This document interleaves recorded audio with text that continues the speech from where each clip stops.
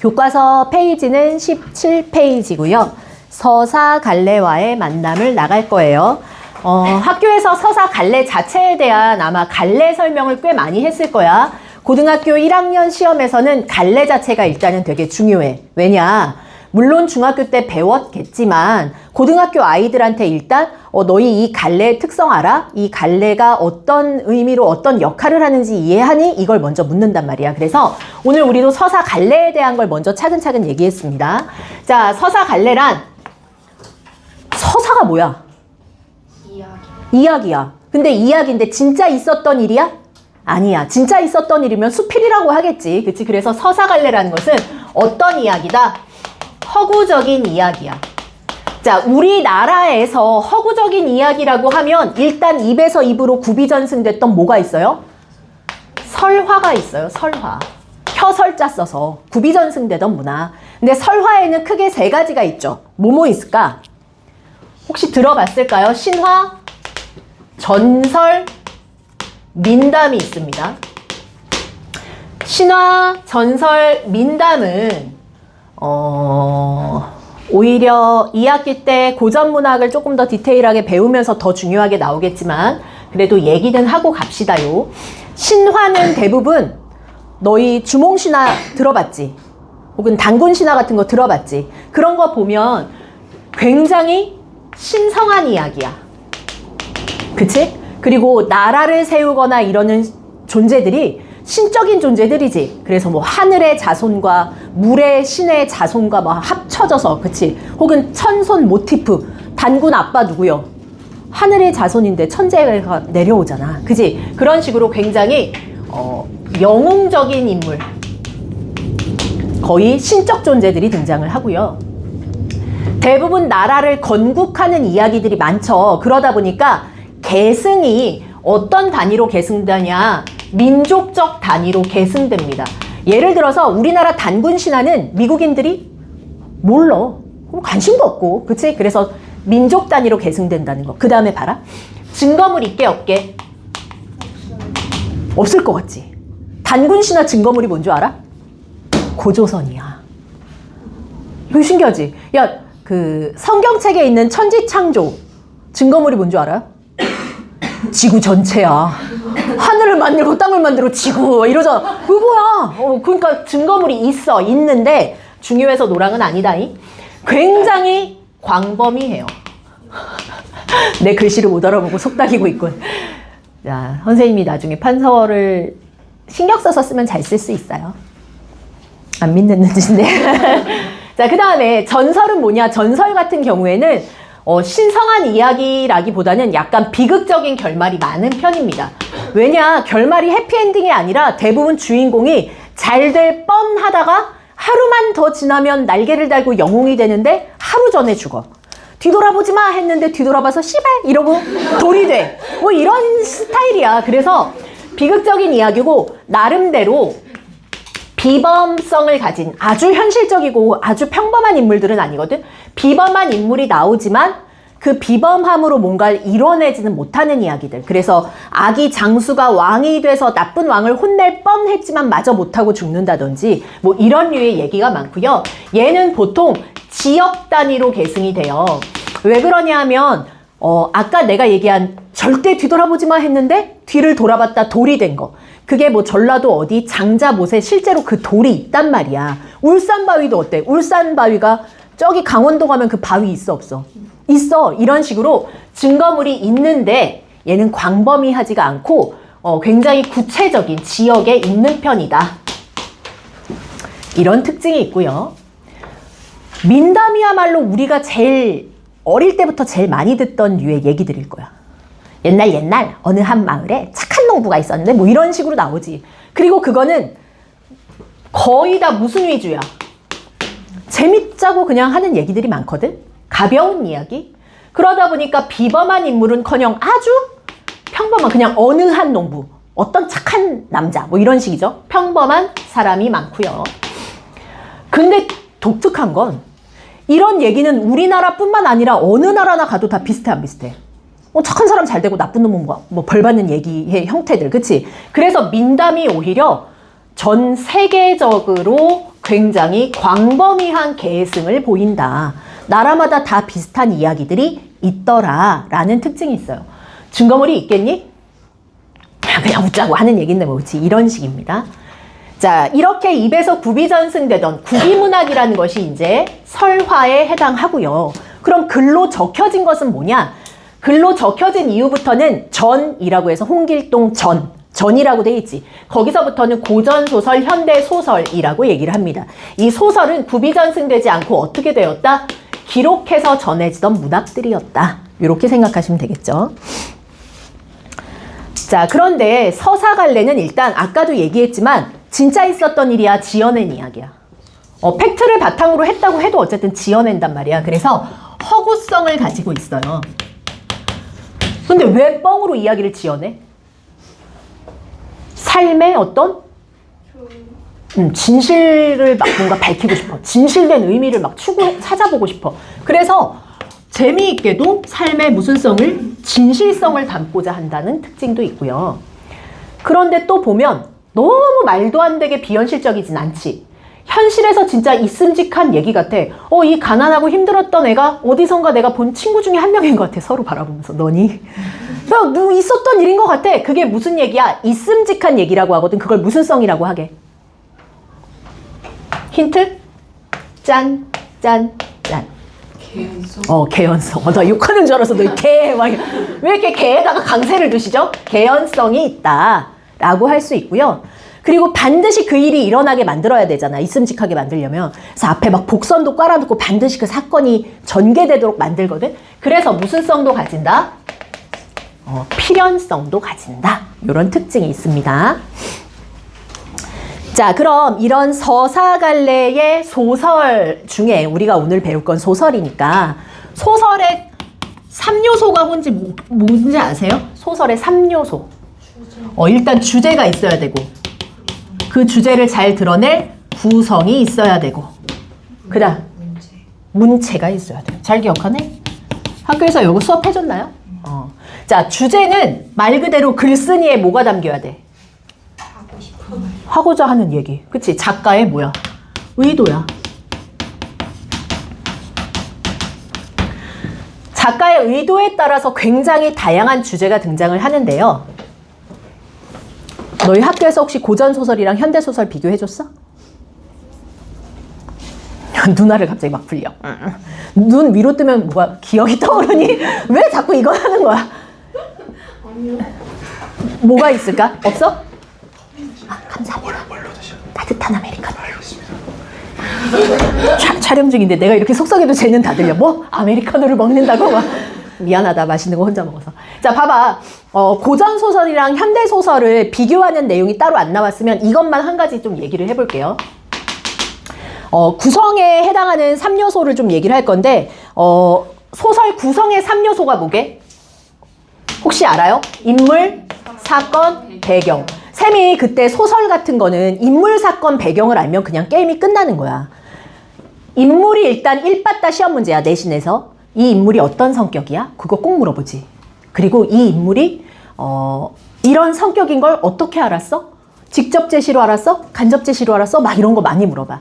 그 다음에 사건의 전개 사실적 이해 문제로 많이 물어보죠. 그리고 배경은 사실 모든 주제야.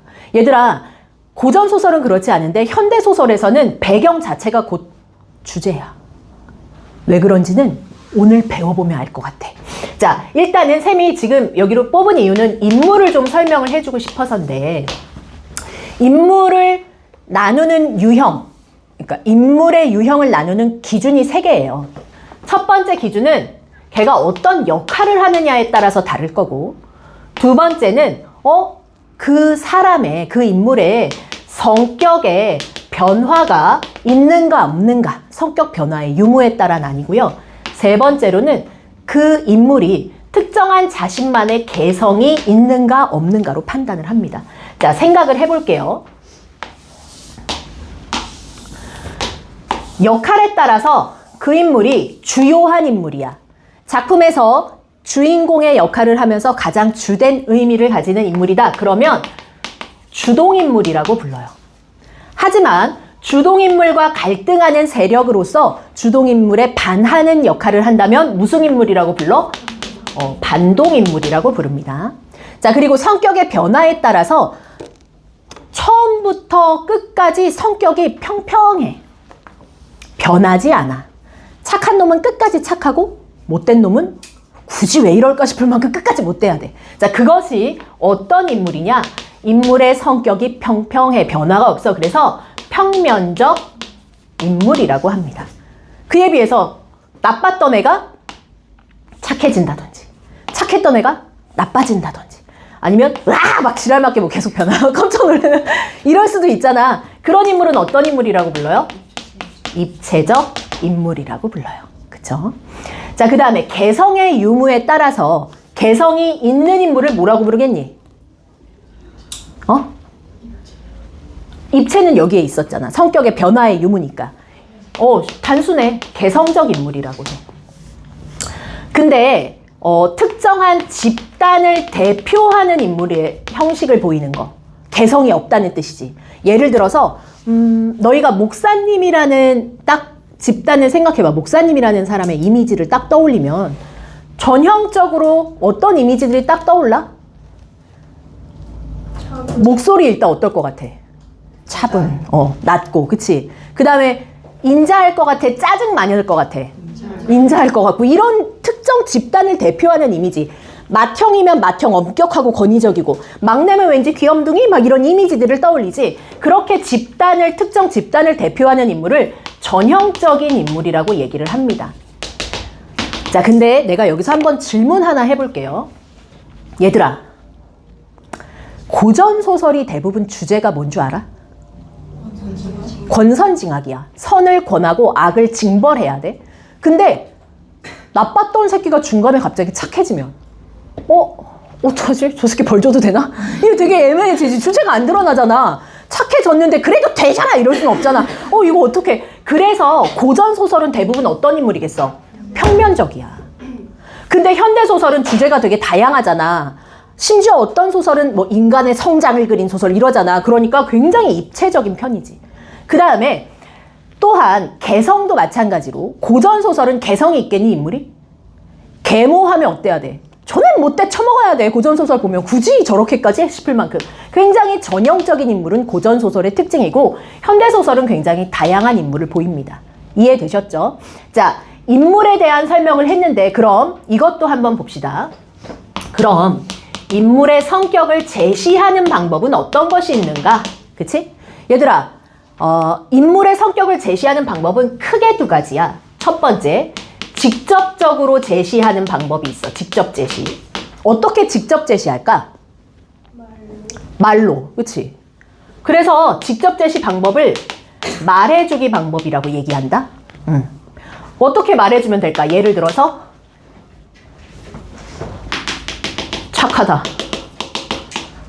걔는 성실하다. 뭐 이런 식으로 그냥 대놓고 그냥 말로 해주는 거야. 직접 제시했을 때 효과가 뭘 것 같아요? 그치? 전개가 굉장히 어때지겠어? 빨라지지. 빠름 대놓고 말하면 돼. 막 한참 설명 안 하고 그냥 착하다. 착하네. 이러고 바로 넘어가면 되니까. 그리고 요약적인 제시가 가능해요, 안 해요? 가능하죠. 그래서 빨라지는 겁니다. 그럼 두 번째, 직접 제시 말고 간접적으로 제시하는 방법은 뭐가 있을까? 간접 제시가 뭐게? 말과 행동. 그럼 그건 말해주기 아니야? 그럼 뭐라고 부르지? 대화하기? 누구랑 대화할 거야? 소설책이랑 안녕? 이제부터 나에게 말을 해줘봐. 막. 이거 뭐라고 얘기해? 내가 이걸 왜 강조하냐면 이 단어 때문에 너희가 시험 문제를 틀려. 개념을 몰라서는 아니고. 보여주기? 그렇지. 간접 제시는 뭐냐 하면 너희가 아까 얘기해 준 거가 다 맞아. 보여주기의 방법이야. 근데 보여주기가 뭐예요? 뭘 보여주는 거야? 첫 번째? 말과 행동. 대화를 보여줘. 은림이랑 소영이랑 대화를 하는 거야. 안녕? 난 누구라고 해? 그랬더니 씨발 저리 가! 막 이래. 그러면 걔를 보고 어머 얘 성격 이상한가 봐. 막 이렇게 생각할 거 아니야. 이게 말해주기가 아니라 뭐라고? 이 대화를 보여주는 거야. 보여주기. 간접 제시야, 이건. 그치? 그 다음, 두 번째로는 뭐가 있냐면, 아까 누가 얘기했는데? 대화 말고? 행동을, 그치? 행동을 보여주는 거야. 소율이가 길을 가다가 지나가는 친구한테 발을 걸고 걔가 자빠진 걸 보고 하하하 막 웃으면서 봤어. 야, 그러면 얘는 성격 빠았네 막 이럴 거 아니야. 그치? 봐봐. 행동을 통해서. 근데 소율이가 또 가다가 어떤 넘어진 할머니를 막 일으켜드리고 짐을 들어드렸어. 그럼 착하네? 뭐 이렇게 생각할 거 아니야? 이게 행동을 통해서 보여주는 성격을 제시하는 방법이야. 자, 그럼 마지막 세 번째 방법은 뭘까요? 생긴 거. 그치? 근데 거기다 우리가 학교 시험에서 생긴 거 이렇게 말할 순 없잖아. 학교 시험도 그렇게 안 나올 거 아니야. 그치? 그럼 선지에 뭐라고 나오겠어? 외양을 뭐 한다? 그렇죠. 외양을 묘사한다. 이렇게 얘기합니다. 외양 묘사는 어떻게 할 수 있어요? 생김새를 그림 그리듯이 보여주는 거라서 이것을 회화적으로 그린다라고 하기도 해요. 회화가 그림이잖아요. 뭐 예를 들어서 내가 지금 묘사하는 사람이 어떤 성격일지 상상을 해봐. 그는 얼굴이 두턱이고 턱 사이사이마다 기름이 껴서 땀과 함께 국물이 줄줄 흐르고 있었다. 두툼한 입은 늘 축축하게 젖어 있고 뱀처럼 얇은 눈은 빛나며 그의 주머니를 쳐다보고 있었다. 어떤 남자인 것 같니? 소매치기. 소매치기 아니면 뭔가 욕심이 있어. 막 더러운 놈이야. 막 이런 느낌이 있지. 봐봐. 외양 묘사하면 성격 나와. 근데 하얗고 가늘고 너무 말라서 머리카락은 신경질적으로 뭐 하늘을 휘둘러 있고 이런 사람의 외양을 묘사하면 이 사람은 굉장히 어떤 사람이야?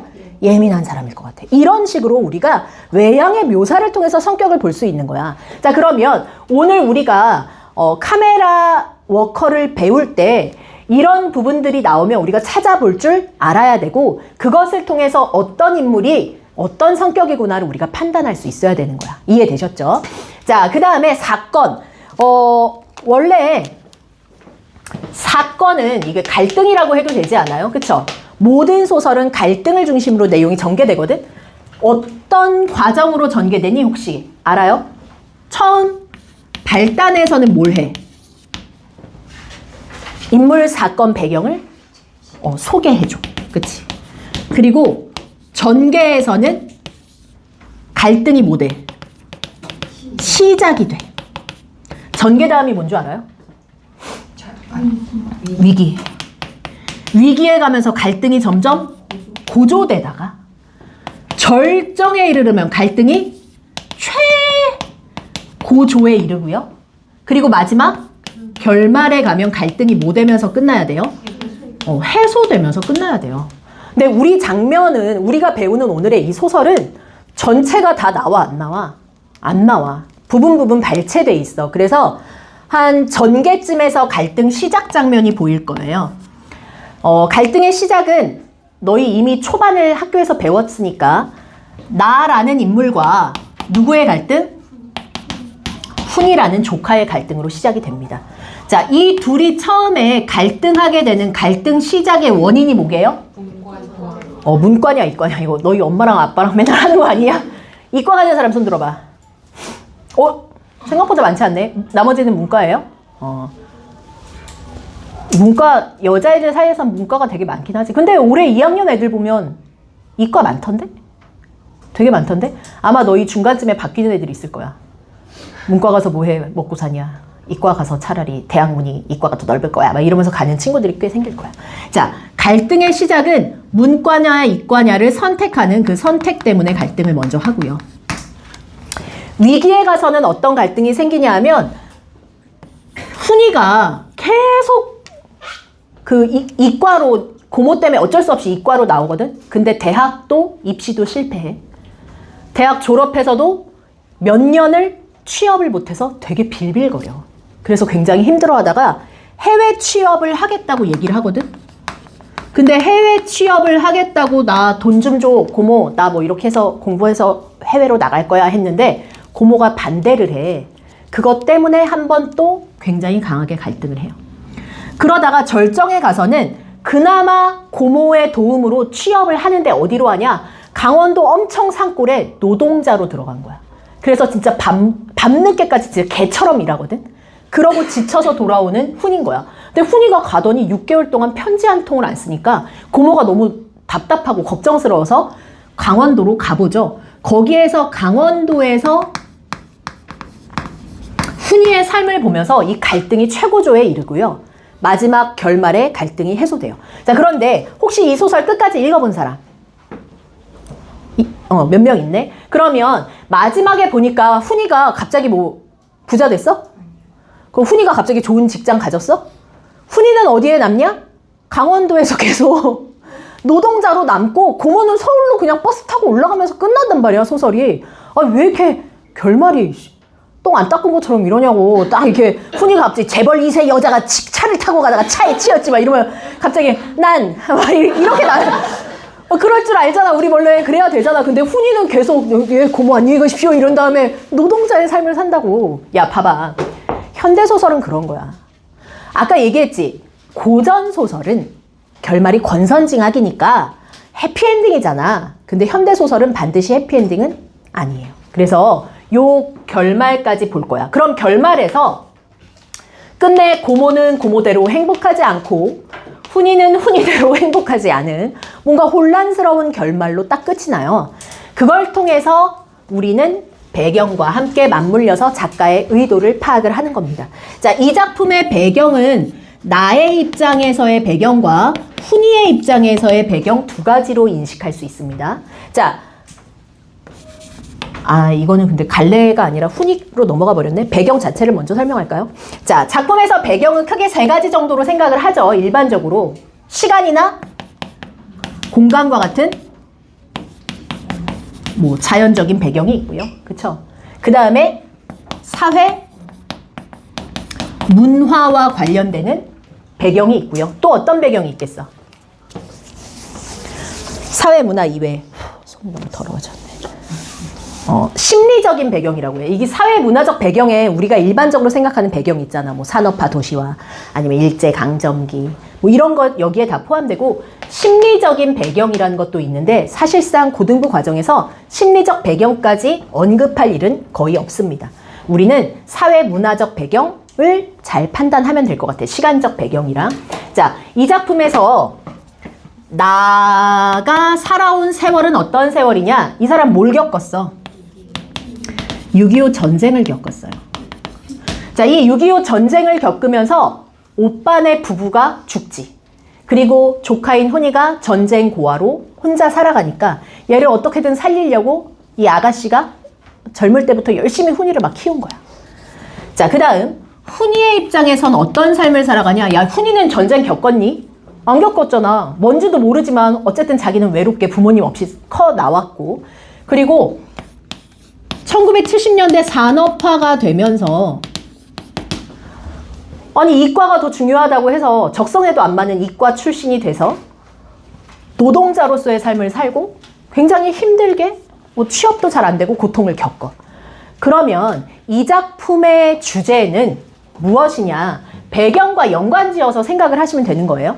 자, 나의 입장에서 봤을 때의 주제는 감사합니다. 늘 이렇게 따뜻한 커피를 지원해 주시고. 마이크가 켜있지? 자, 6.25 전쟁이라고 하면 이 작품의 배경은 6.25 전쟁을 통한 우리 민족의 아픔, 그리고 그 상처를 치유하는 것이 주제가 되는 거야. 근데 훈이가 만약에 화자다라고, 서술자다라고 생각을 하면 훈이의 입장에서는 뭐가 되겠어? 산업화로 인한. 산업화로 인한 고된 현실, 노동자의 힘든 현실, 그치? 그렇게 주제가 갈 수도 있겠죠. 그래서 시대적 배경 자체가 곧 현대소설에선 주제와 연관된다. 요거 되게 중요하고요. 그 다음에 구성을 얘기하고 인물을 얘기할 때 이 시점을 말을 안 할 수가 없습니다. 그쵸? 뭐 문체 같은 건 따로 얘기 안 할게. 뭐 만연체다 무슨 체다 이런 건 크게 중요하지 않고요. 야, 너 이 시점 초등학교 때부터 배우지 않니? 근데 왜 계속 모르는 거야? 근데 잘 아는 친구들은 또 잘 알고 헷갈려 하는 친구들은 헷갈려 하고. 자, 시점은 크게 작품 안에서 말하는 사람이 있냐, 작품 밖. 근데 이 작품 밖이라는 말을 너희가 이해를 못하더라. 작품 안에서 말한다는 거는 말하는 사람이 등장인물 중에 그 누군가인 거야. 근데 작품 밖에 있다는 건 등장인물이 아니야. 그치? 아예 작품의 등장인물로 나오질 않는다는 뜻이야. 이해돼? 그럼 작품 안에서 등장인물이 말하는 시점은 크게 반드시 몇 인칭일 수밖에 없어. 1인칭. 1인칭. 내가 뭔가를 전달해줘야 되니까 1인칭이겠지. 1인칭에서 크게 말하는 이가 주인공이야. 그럼 무슨 시점? 주인공 시점. 말하는 사람이 관찰자고 계속해서 주인공을 따라다니면서 지켜봐. 그리고 그 사람이 하는 말이나 행동을 전달해줘. 아니면 뭐야? 쟤 지금 짜증났나? 막 이렇게 그 사람의 심리를 상상해서 또 전달해주기도 해. 자, 이런 것을 우리는 관찰자 시점이라고 해요. 근데 봐라. 주인공 시점은 자기가 자기 얘기하지. 그러면 우리가 개입할 거리가 있어 없어? 전혀 없어. 주인공 시점은 상상을 할 필요가 없어져요. 그쵸? 그리고 또 한 가지, 서술자가 직접적으로 자신의 이야기를 얘기하니까 요약적 제시하기 되게 좋고, 역시 전개 속도가 빠르죠. 하지만 상상의 여지는 없습니다. 그리고 주인공이 자기 얘기를 하는 글이기 때문에 오히려 읽는 독자가 더 가깝게 느끼지 못하는 약간의 거리감을 더 느낄 수도 있어요. 상상의 여지가 없습니다. 자, 그에 비해서 관찰자 시점은 누구의 생각은 잘 알 수 있지? 관찰하는 서술자의 내면은 알 수 있어 없어? 그러니까 여기서 헷갈리잖아. 내가 말하는 애지, 내가 관찰 중이지. 내 마음은 내가 너희한테 전달할 수 있지. 서술자의 내면은 알 수 있어. 대신에 누구의 내면을 모르는 거야? 주인공의 마음은 알 수 없어. 그래서 주인공의 마음은 우리가 상상을 해보거나 뭘 해봐야 돼? 추론을 해서 그냥 주인공이 저런 걸 보니까 아마 슬픈가 보군, 뭐 이렇게 파악해 봐야 되겠죠. 자, 그 다음에 3인칭으로 갑니다. 작품 밖에서 얘기하는 것을 우리는 3인칭이라고 하는데요. 3인칭은 크게 두 가지죠. 뭐가 있지? 3인칭 관찰자 시점이 있어요. 그리고 3인칭 전지적 작가 시점이라는 것이 있어요. 관찰자 시점은 어떤 내용이야? 말하는 사람이 등장인물도 아니지?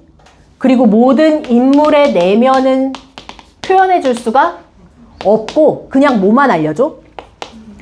행동, 그지? 대화 혹은 그냥 외양 묘사나 배경 묘사나 이런 것만 전달해 줄 수 있어.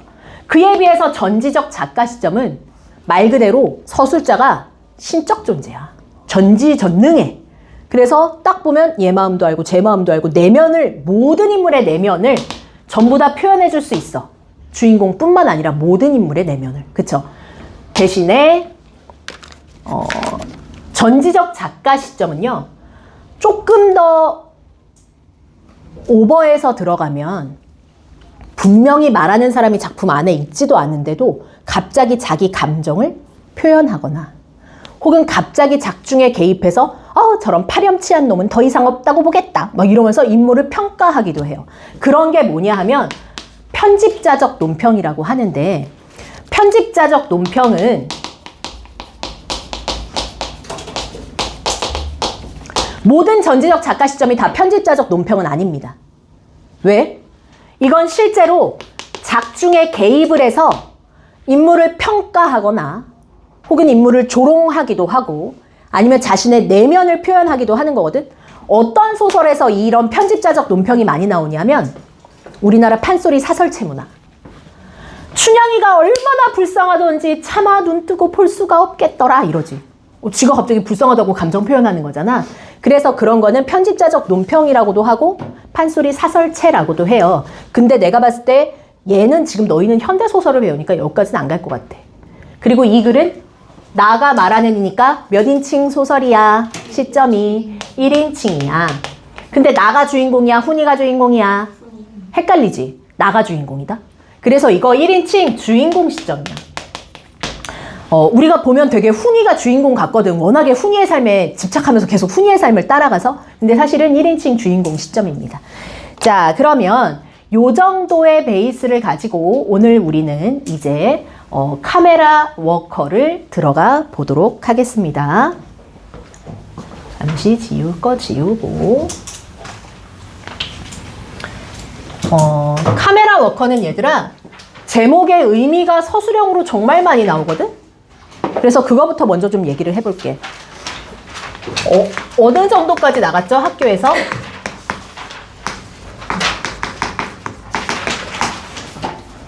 발단은 다 나갔니? 발단 정도? 그러면 전개 정도까지 갈랑말랑 했어?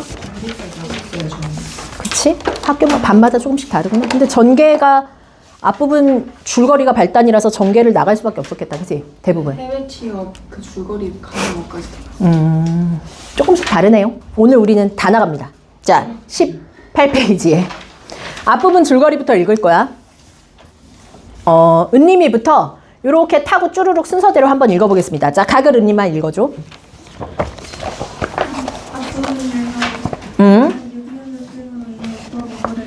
결혼도 하지 않은 20대 나이에 갓난아기 조카 훈이를 맡아 키우게 된다. 훈이에게 먹일 우유를 사기 위해 나는 어머니와 함께 남쪽으로 피난을 간다. 전쟁이 끝나고 나는 결혼을 하고 자식도 낳았지만 여전히 조카 훈이를 친자식처럼 여긴다. 훈이가 사회 문제에 휩쓸리지 않고 그저 풍요롭게 살기를 바라면서 나는 훈이의 삶에 깊이 관여한다. 자, 일단 누구 등장했어요? 나라는 1인칭 주인공 등장했죠. 나는 6.25 전쟁으로 오빠 부부를 잃고 결혼도 하지 않았을 때 조카 훈이를 키우는, 그러니까 훈이에 대한 뭐가 좀 큰 사람이야. 애정이 좀 큰 사람이고요. 이 엄마랑 이 고모인 나가 피란한 이유가 뭐야? 방금 읽은 거 보니까. 두 번째 줄, 훈이에게 먹일 우유를 사기 위해서 피란을 가져. 야, 피란 가는 것도 우유, 우리 훈이 우유 먹여야지 이러면서 간 거야. 엄청 사랑하지. 그 다음 네 번째 줄, 훈이가 사회 문제에 쓸리지 않고 그저 풍요롭게 살기를 바라는 것. 그래서 나라는 인물은 훈이의 풍요로운 삶을 원합니다. 자기가 풍요롭기를 원하는 게 아니라 훈이가 풍요롭게 살기를 원하면서 훈이의 삶에 굉장히 집착하고 개입을 하죠. 낙을부터 읽어볼 거예요. 여기서부터가 전개야, 얘들아. 전개 장면 지금 들어간 거야. 앞에 부분은 발단 부분 이미 끝난 거예요. 자, 소영이가 낙을 한번 읽어보자. 훈이가 고등학교 2학년을 가자 반을 문과 이과로 나누게 되었고 훈이가 나한테 너무 상의도 안 하고 문과를 택한 걸 나는 말상해야 하였다. 나는 우선 그런 문제를 나한테는 상의 한마디 안 하게 서운했고 어머니는 어머니대로 오빠가 전문 학교에서 문과였다는 것만으로 덮어놓고 문과를 싫어했다. 그래도 나는 훈이 편이 되어 고등학교 문과가 반드시 장래문학 지망을 희망하진 않는다고 어머니를 설득하려 했지만 어머니는 집에 밥을 먹고 있었다. 어머니는 오빠가 평생 사회에 참여해서 돈 한 푼 벌어들일 일 없는 주제에 까딱없이 죽어야 하는 일에 끼어들고 말았다는 사실이 문과 출신이라는 것과 반드시 무슨 상관이 있다고 믿고 있었기 때문이다. 낙을에서 첫 번째 줄 끝에 훈이가 나한테 아무 상의도 하지 않고 문과를 택한 것을 나중에야 알았지. 이게 바로 갈등의 뭐야? 시작이 된 거야. 그치? 그런데 여기에서 얘들아 왠지 문과가 더 많은 반에서 문과 극딜을 받게 됐네요. 문과랑 이과에 대한 나와 엄마의 생각은, 어머니라고 해야 되나? 나의 생각만 하자. 긍정적, 부정적? 굉장히 부정적이야. 문과에 대해서 부정적이고 이과에 대해서는 굉장히 긍정적인 것이 대조적으로 등장을 할 것이기 때문에 그 다음 다글의 문단을 읽으면서 우리가 이걸 한번 찾아볼게요. 정서 목 아파서 읽을만 하겠니? 너는 읽지 마라 그럼. 윤이? 너 너무 앞으로 갑자기 튀어나왔나? 이렇게 가, 이렇게. 정서 빼고. 읽어줘. 다요. 다요가 그 다요지? 네. 그래, 다를 읽어라. 나는 그럴 리가 없다고 어머니를 위로하면서도 속으로는 어머니 생각에 동조하고 있었으므로 더 늦기 전에 이를 바로잡아 보리라 마음먹었다. 나는 학교에 쫓아가서 담임 선생님께 내려나가시피 해서 훈이가 문과에서 이과로 전과를 할 수 있도록 했다. 야, 방금 거기 밑줄 쳐봐. 훈이가 문과에서 이과로 전과할 수 있도록 담임을 꼬드겨서 그냥 해버리지. 오, 은서야. 네? 나의 성격. 이 밑줄을 보고 알 수 있는 나의 성격. 엄청 어떻다? 적극적이다? 왜? 미절이에요. 집착했어요. 막 이런 거 말고. 이게 그럼 무슨 제시야? 간접 제시. 행동을 통해서 보여주는 간접 제시야. 굉장히 적극적이고 훈이한테 약간 뭐 집착이라는 단어를 써도 될지 모르겠네. 집착이라기보다는 훈이에게 깊게 관여한다. 뭐 정도? 라고 생각을 합시다. 자, 그 다음 계속 읽어주세요. 그러고 나서 훈이를 설득하려 들었다. 나는 막연히 훈이를 두려워하면서 무언 내 말을 했고 훈이는 언제나처럼 말없이 자민이다운 대단한 시선으로 날 쏘아보았다. 자, 대담한 시선으로 나를 쏘아보았다 밑줄. 우리가 이 행동을 통해서 훈이의 내면을 한번 추론해 본다면 훈이랑 어떤 마음 가지고 있는 거야? 약간 반항을 하고 싶지만 또 여기서 볼 수 있는 훈이의 성격. 째려는 봐도 구체적으로 반항을 하진 않지. 그러면서 고모가 시키는 대로 그냥 이과로 가요, 안 가요? 가요. 그래서 반항심은 좀 있지만 그래도 순종하는 성격이라는 걸 알 수 있는 대목이기도 하고요. 자, 지금 인물과 인물이 갈등했으니까 무슨 갈등이니? 외적 갈등이야. 그럼 나 혼자 내 마음속으로 갈등하는 건? 내적 갈등. 내적 갈등의 예 하나만 들어봐. 짜장면 짜장면 짬뽕. 지금 집에 갈까 말까. 오늘 학원 숙제 할까 말까 뭐 이런 거 있지. 자기 혼자와의 싸움 그런 건 내적 갈등. 대상이 무조건 있는 거 외적 갈등. 그런데 외적 갈등은 반드시 개인과 개인의 갈등만 있지는 않아 얘들아. 개인과 무엇의 갈등이 있어? 사회의 갈등도 있어. 그러니까 지금 나가 6.25 전쟁의 아픔에서 벗어나지 못하고 있는 이유는 개인과 사회의 갈등인 거야. 그치? 그 다음 개인과 무엇의 갈등도 있냐? 운명의 갈등도 있어. 근데 운명은 너희가 이겨낼 수가 없잖아. 그래서 운명의 갈등인 경우는 대부분 비극이야. 뭐 죽거나 사랑하는 사람 돼지거나 뭐 이런 스타일로 이야기가 끝납니다. 지금 우리가 보는 건 개인과 개인의 갈등을 보고 있는 거예요. 훈이와 나의 갈등. 자, 그 다음 계속해서 읽어줍시다. 훈아부터. 훈아, 너희 담임선생님이 그러시는데 너는 인문계보다는 이공이라도 적성에 맞는데 좀 좋아? 공대 같은 데 가면 요새 공장이 많이 생겨서 공대 출신이 제일 잘 팔리나더라. 넌 큰 기업체에 취직해서 착실하게 일해서 돈도 모으고 연애도 하고 결혼도 해서 살림 재미도 보고 재산도 늘리고 그러고 살아야 돼. 자, 방금 넌 큰 기업에 취직해서 착실하게 돈 벌고 돈 모으고 연애하고 결혼하고 살림하고 재산 늘리고 그렇게 살아야 돼. 밑줄. 이건 누가 생각하는 훈이의 삶이니? 나가 생각하는 훈이의 삶. 자, 잠시 그리고 칠판. 아직 카메라라는 소재 나오진 않았지만 미리 언급하고 갈 거예요. 자, 이 작품에서 카메라는 나가 생각하는, 나가 원하는 훈이의 삶이야. 빨간 날의 주말에 카메라 들고 야외에 나가서 사진도 찍고 하면서 재밌게 일상의 여유를 누리면서 사는 삶 정도를 고모는 원해요. 자, 그럼 생각해봐라. 훈이 입장에서는 이 카메라는 고모에게 뭐 받는 삶이니? 그렇지. 관심은 긍정이고 얘는 강요당하는 거야. 꼭 이렇게 살아야만 한다고. 그치? 그래서 이 작품에서 카메라는 나에게는 훈이의 안락함과 평안한 삶이고 훈이 입장에서는 강요된 삶을 의미하는 소재가 됩니다. 자, 그러면서 문과 가서 뭐 하겠니? 그야 상대나 법대로도 풀릴 수 있지만 그게 그리 쉽냐? 까딱하다 문학이나 철학하기가 꼭 맞지. 아서라 아서. 야, 지금까지 고모의 말을 봤을 때 이 시대가 어느 시대라는 거? 1970년대 이후에 이제 산업화가 돼서 뭐가 되게 중시되던 사회야? 문과보다는 이과의 선호도가 높았던 세태구나 정도 기억하면서 계속 볼게요. 사람이 어떻게 하면 편하고 재미있게 사느냐의 동글. 이걸 생각하지 않고 사람은 왜 사나? 세모. 뭐 이런 거지. 돈을 어떻게 하면 많이 벌 수 있나? 많이 벌 수 있나? 동글. 이런 생각보다 돈을 왜 버나? 세모. 뭐 이런 생각 말이야. 그리고 오늘 고깃국을 먹었으면 고깃국 동글. 내일은 갈비찜 먹을 궁리를 하는 게 순서인데 갈비찜 동글. 내 이웃은 우거지국도 못 먹었는데 우거지국 세모. 나만 고깃국 먹은 게 아닌가 하고 뱃속에 든 고깃국조차 의심. 고깃국조차 의심 세모. 그럼 바보짓 말이다.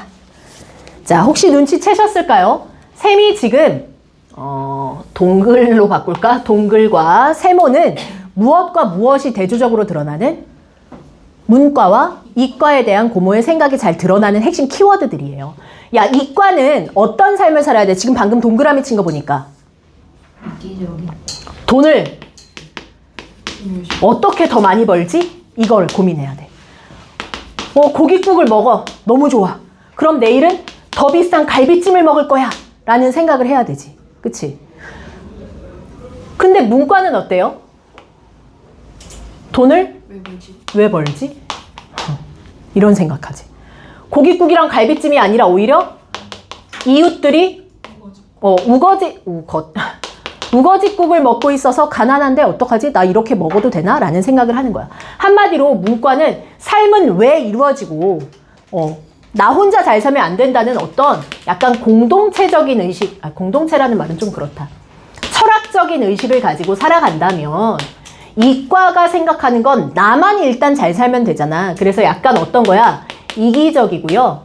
물질 중심적인 사고방식을 가진다고 생각을 하는 거야, 고모는.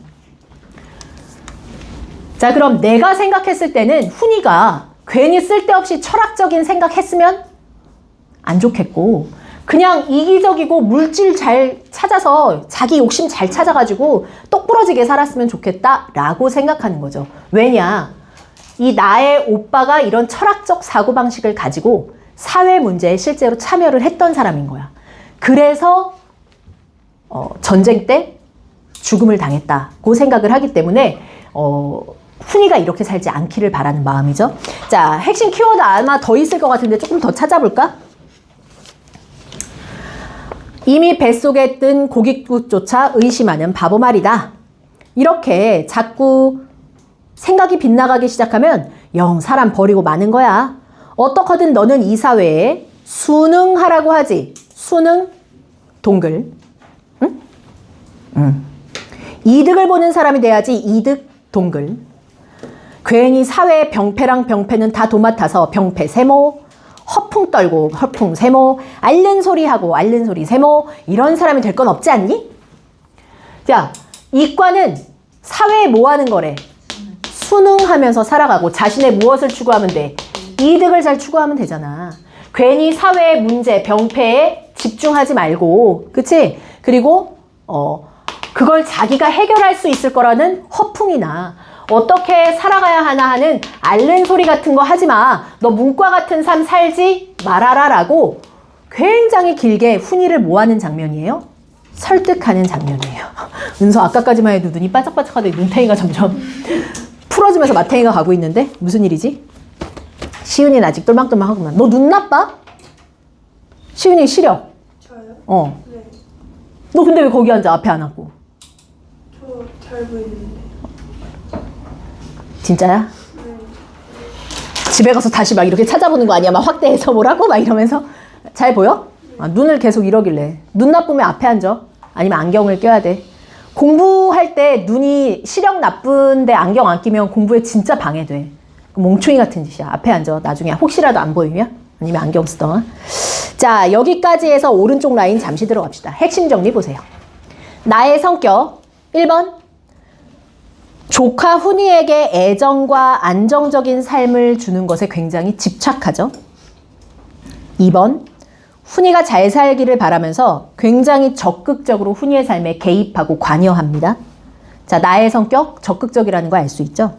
2번 제목 카메라 워커의 의미, 카메라의 의미를 보면 내가 원하는 훈이의 삶, 평온한 중산층의 삶이고요. 칠판 워커는 아직 안 나왔지만 아까 선생님이 이미 얘기했잖아. 훈이가 뭐의 삶을 산다고? 노동자의 삶을 살아.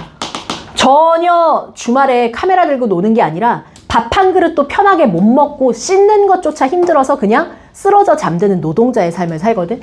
그래서 노동자로서 고단한 삶을 사는 훈이의 진짜 현실은 워커야. 그러니까 이런 편안하고 안락한 삶을 소망하지만 현실은 어떤 거야? 노동자로 고단하게 살아갈 수밖에 없는 현실을 보여주는. 그러니까 이 소설은 그렇게 해피엔딩만은 아니다. 그것도 다시 한번 강조하고요. 성실하게 열심히 산다고 반드시 성공하지는 않는다는 어떤 현실의 씁쓸함을 보여주는 그런 상징적 의미의 제목이기도 합니다.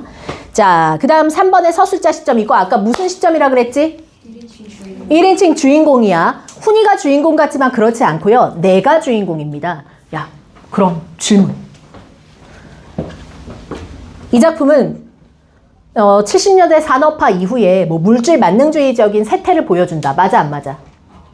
맞긴 맞거든. 그런 세태가 보여지긴 하잖아. 물질 되게 추구하고 그런 건 맞는데 주제를 물어보면 누구한테 포커스가 가야 돼? 나한테 가야 돼. 내가 주인공이니까. 그래서 주제를 집약적으로 표현하려면 6.25 전쟁으로 인한 민족의 아픔과 그 아픔을 치유하고자 하는 소망이 주제가 되는 거야. 만약에 훈이가 서술자였으면 뭐가 주제겠어? 산업화 속에서 힘든 노동자의 현실, 여기에 더 포커스가 맞춰졌겠지, 그치? 그러니까 내가 주인공이기 때문에 여기에 더 중점이 둔다. 그건 좀 기억을 해두시고요. 자, 그 다음 넘어갑시다. 지금 몇 시야? 시계 있니 혹시? 58분. 안 돼. 자, 잠시 쉬었다가 이어서 수업 시작하겠습니다.